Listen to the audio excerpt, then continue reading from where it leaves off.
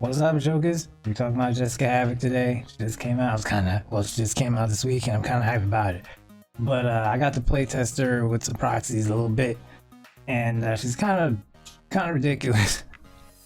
All right, so I mean, first and foremost, let's go over the stat lines, right? Because it's kind of rough for her. She has power 10 and her grap's a 9.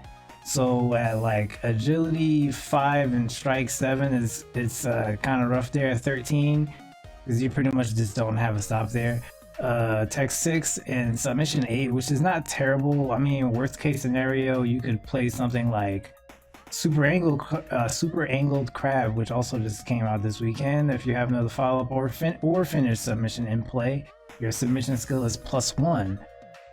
So you could technically play something like this, and then your submission is +1, so your stop at 15 won't be so bad. Or you could play like body tangle to bump it up from an 8 to a 10, things like that.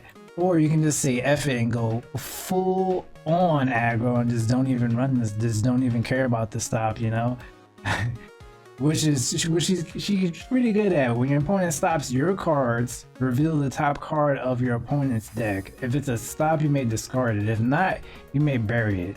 So you punish them for stopping your cards, and then on top of that, like she has a lot of control with that gimmick, because then if it's not a stop, you still get to see the next card that's either coming up, and you can either bury it or just let them play it.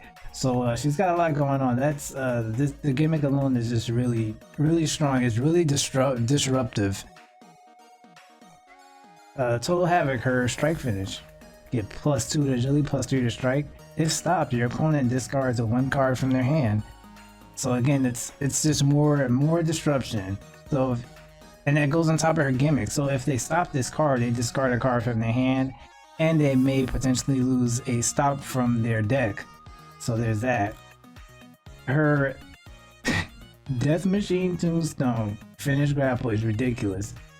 It's +1 to grapple, so you're off the bat you're getting 2 10s, right?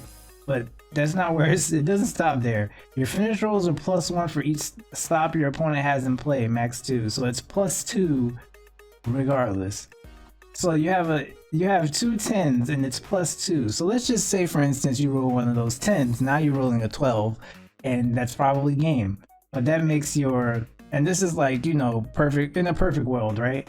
But that makes your submission a 10, your tech is an 8, like the lowest you're rolling is a 7, your strike is a 9. Like, that's ridiculous. And if you're like, hey, I'm gonna play set up the table, now it's +3, thank you. So like, this is just a really good card. Like, this is ridiculous. Her grapple finish is really strong. And Crab Catastrophe, this is also very interesting because it lowers your opponent's, as a bonuses aside, right, it lowers your opponent's agility. Like, I think it's really, I like to see effects like that on these cards, because it's like clearly targeting your legs, right? So your agility is -2. Like, that's dope. Thank you, Steve, for that. You add 1 card from your discard to your hand. It's +1 to technique and +2 to sub. So your tech is 7 and your sub is 10. So you get 2 10s and a 9 there. It's pretty good. Like, she has some solid finishes. Whether you want to compensate for her stat line to give yourself some defense or just go full aggro, I think she's like really solid. What was I was messing around with stuff like duck 1 take 1, because like I said, at 13 you can't use that stop there anyway. So what are you gonna put in there, right? Duck 1 take 1 if a player played a stop, so you're further punishing them for using stops against you. So if they use a stop and it's your turn now, this is also a lead. When this card is in your discard pile and they stop a strike, you can add it to your hand. There's more ways to punish them. You can also run Surprise Cutter is a 14. The 15 is Apply Leverage. So you can also run the Apply Leverage, so you can have 2 floating around.